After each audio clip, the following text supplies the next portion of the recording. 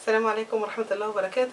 النهارده ان شاء الله هنعمل طبق كوري قريب قوي من الاكل المصري بتاعنا. يعني انا نفسي اول مرة اكلته كنت فاكراه سمك بالبطاطس والصلصة، لكن لما اكلته اتفاجئت ان هو في سمك لكن البطاطس دي مش بطاطس فجل، والصلصة دي عبارة عن شطة. النهارده هنعمل ان شاء الله الماكريل. هنحتاج سمكتين ماكريل، فلفل اسود، ملح هنشوف حسب الحاجة، معلقة سكر، هنحتاج شطة معلقتين، وهنحتاج صويا صوص حوالي ربع كوباية. الخضروات بقى هنحتاج توم مفري كمية كبيرة، يعني مثلا ممكن راس توم او 10 فصوص توم، بصل عادي، وحبة بطاطس، قطعة جنزبيل او معلقة كبيرة جنزبيل اخضر، فلفل احمر واخضر، ده فجل. مش هنحتاج الكمية دي كلها، و3 حبات بصل اخضر. هنبتدي كده بالسمك.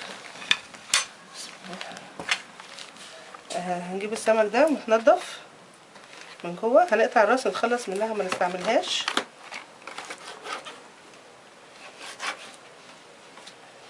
خلينا خالص، وهنقطعها دي بقى كده قطعة 2 3، ونتخلص من الديل.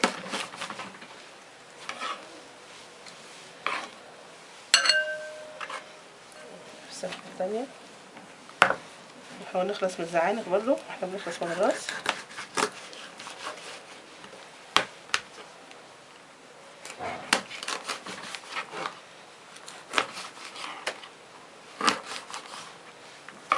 نخلص من الديل.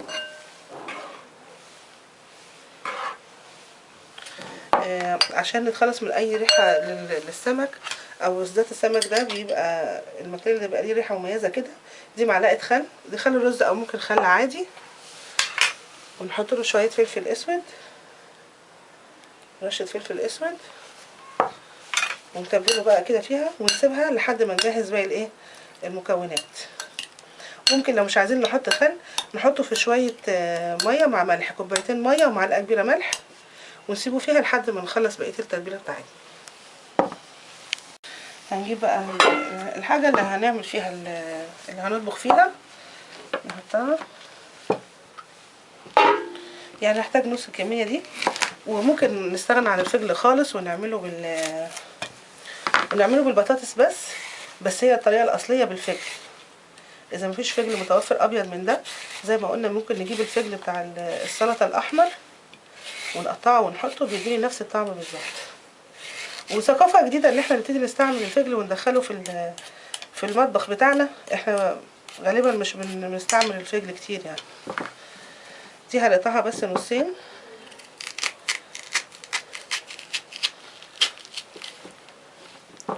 بعدين يعني قطعة كده تنفع للأكل، زي ما احنا شايفين كده مقاس القطع. نحطها على طول مباشرة في الحلة.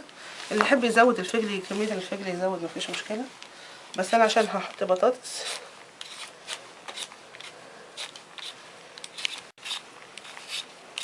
اتقشرت، بعد ما اقطعها قطع متساوية شوية مع الفجل، نحطها.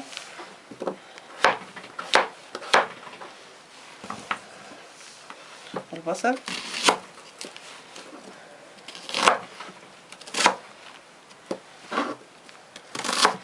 مش رفيع قوي برضه عشان يبقى نفس السوا مع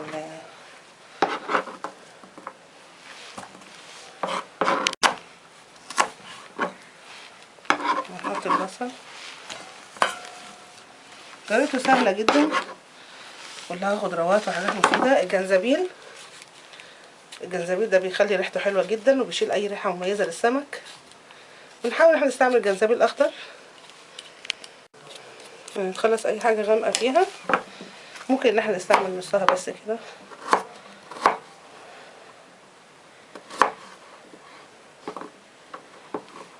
ونفرمها شوية.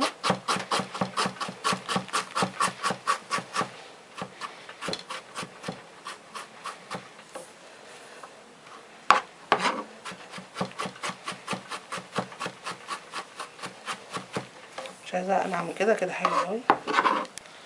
نضيفها برضو كده. احنا حطينا بقى الفجل والبطاطس والبصل والجنزبيل، وهنحط في الاول كده بس معلقه واحده من الثوم. احنا قلنا دول حوالي 3 معالق معاهم، والباقي بقى هنشوف هنعمل فيه ايه. بنحط بقى عليهم كده قطع السمك اللي احنا تبلناها. الطبق ده مغذي جدا ولذيذ.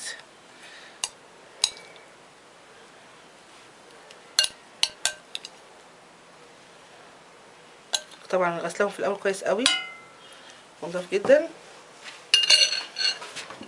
بعدين بقى نجيب دي حوالي ربع كوبايه صويا صوص، ومعاها الثوم اللي احنا بقيناه. نحط معاها معلقه سكر، ما نقلقش من السكر، طعمه مش هيبان خالص. معلقه خل، دول معلقتين شطه. على فكره المفروض اصلا نحط ربع كوبايه شطه، بس يعني معلقه شطه حلوه قوي بالنسبه لنا، معلقتين شطه كويسين، وشويه فلفل اسود. ونقلب بقى الخليط ده.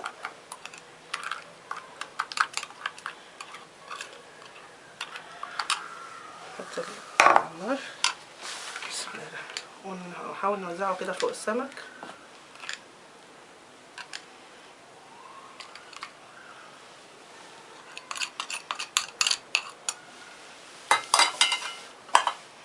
ونضيف عليه كوبايه ميه عشان يستوي فيها. ممكن كمان لو تحبوا ميه الكيمشي، لو في حد عنده كيمشي، ميه الكيمشي بتبقى جميله جدا مع الطبق ده.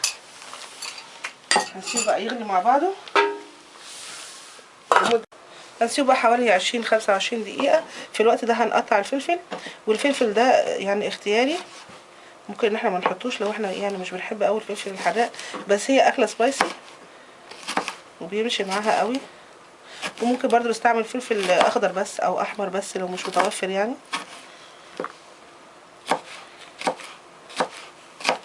كويس كده كفايه. هنقطع معاه بقى برضو البصل الاخضر، مش هنحطه في المرحله دي، هنحط الفلفل والبصل المرحله بعد كده.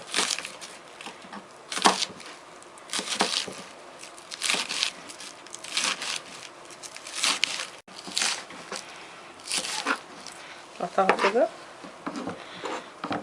برضو. دول هنضيفهم ان شاء الله في الاخر بعد حوالي 20 دقيقه كده.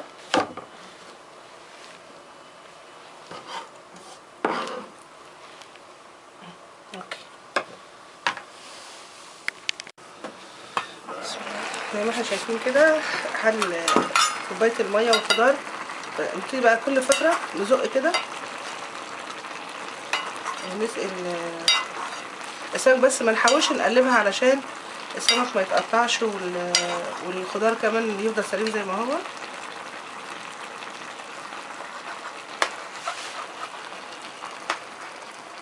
نوسع كده بس. نحط بقى في المرحله دي البصل الاخضر،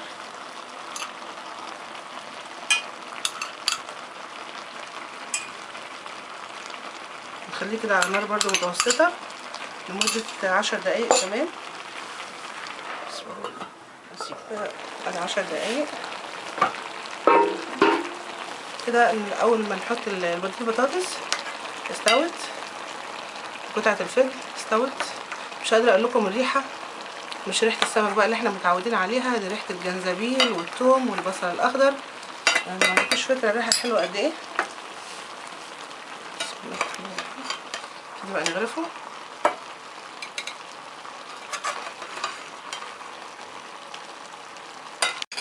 وبكده نكون عملنا طبق الكندوني شوريم او طبق الماكريل مع الفجل. طبق لذيذ جدا وخفيف، بس نخلي بالنا ان هو سبايسي حراق. للناس اللي عندها مشاكل مع الشطه بلاش.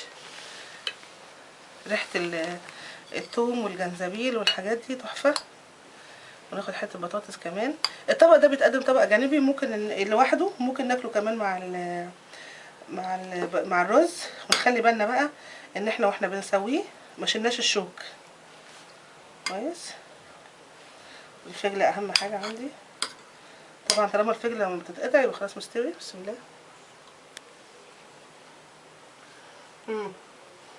مش هقدر استنى لما اعمل رز.